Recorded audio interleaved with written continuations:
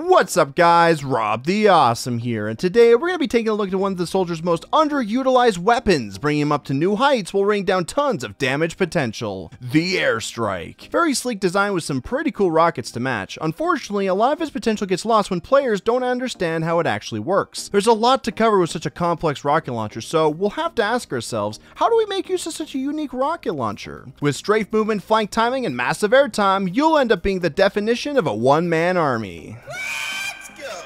In order to get the most out of this weapon and truly value its gameplay mechanics, we need to dive right into this weapon's stats and point out what each one is specifically used for. To start, the airstrike reduces the amount of damage from rocket jumps by 15%, giving you a taste of the gunboat's effect without having to put them on. On top of that, you also get increased attack speed and a smaller blast radius while rocket jumping, giving you the opportunity to fire lots of rockets fast at the cost of any splash potential. The clip size increases with every kill, up to 4 kills, to have a chamber size of 8 rockets you can load into the launcher. If you die, you reset back to the standard 4, making the weapon better in the hands of an expert. The downsides, however, is that the explosion radius is decreased by 10%, reducing the splash zone even more and rewarding direct hits. Lastly, there's a 15% damage penalty on the weapon, slightly reducing his DPS even more. Now that we've looked into the stats, let's focus on how to effectively use this weapon in combat. From looking at the stats, it really seems like the airstrike's damage is pretty poor. Not only is there a slight damage decrease, but it has very little splash to work with. Even when you are in the air, the splash potentially becomes that of a direct hit, having barely any room for error. It's a nice touch to have the extra rockets on kill, but is it really easy to get those kills in the first place? When playing with the airstrike, you need to go through a 3-step process in order to maximize the potential of the weapon. The first step you need to take is to develop a very strong ground game. Sounds counterproductive since soldiers work best when they either bomb or have a height advantage.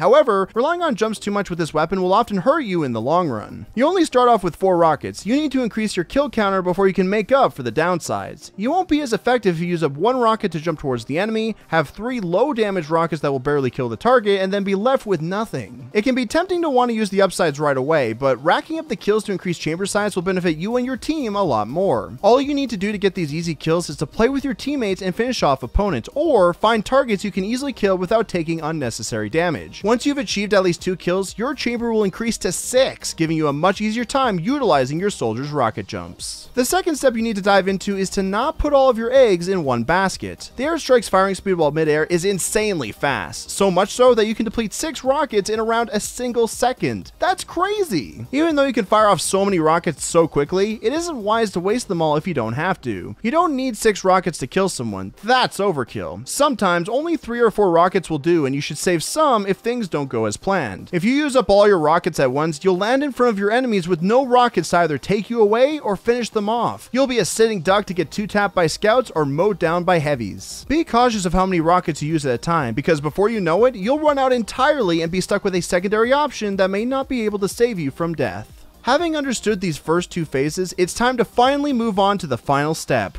Run a passive secondary. A lot of soldiers tend to want to use shotguns to finish up the kill. However, running a banner or any of the utility items will help you out a lot more overall. More rockets means more chances to fill the banner instantly to counteract the downsides, and with the base jumper you can counteract running out of rockets and help strafe safely for another attempt at a kill. Shotguns are great, but shotgun kills do not add to the airstrike's extra rocket count and thus should be avoided with the weapon at all costs. Follow these 3 steps as you play, make some adjustments if need be, and you'll have a fun and exciting new rocket launcher to add to your arsenal. When you first take up this weapon, it seems like the upsides really help promote intense rocket jumping to make the weapon work. However, when you actually get into learning soldier, rocket jumping all willy-nilly will actually hurt you more so than help you. A lot of the weapons in TF2 work like this, where people will praise the blue text and fear the red text, often listening to what the weapon says rather than taking into consideration the traps that lie within. It's important to really take a look at a weapon's stats and determine whether or not something is really bad or really good. Perhaps what is great for the weapon is bad for the overall class, and what ends up doing poorly for the weapon adds to the class's overall potential with the rest of your team. Moral is this: really get yourself acquainted with the stats in game rather than what it says on paper. You might end up loving or hating a weapon way more than you thought possible. Study up on the game and you'll get the edge on all of your opponents. Thank you guys so much for watching. Tell me what you guys think in the comments below. If you like these types of videos, leave a like and subscribe. Maybe even tell me what weapon I should review for next time. Every sub counts and makes a huge impact on the channel. Also, if we manage to hit 50,000 subscribers, I'll be doing a super duper unusual giveaway. So if you got the message, write in all caps, American Freedom,